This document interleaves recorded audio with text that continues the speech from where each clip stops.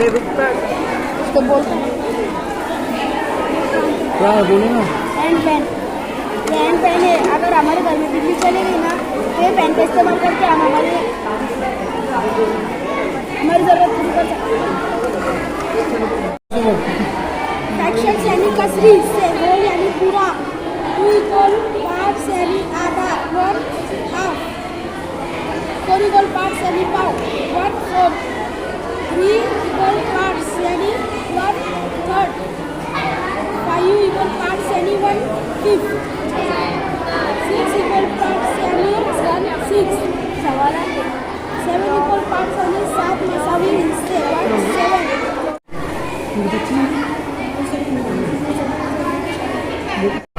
दो से 10 को जब तो 20 आते हैं, 2 से 11 को जब तो 22 आते हैं, 2 से 12 को जब 24 आते हैं।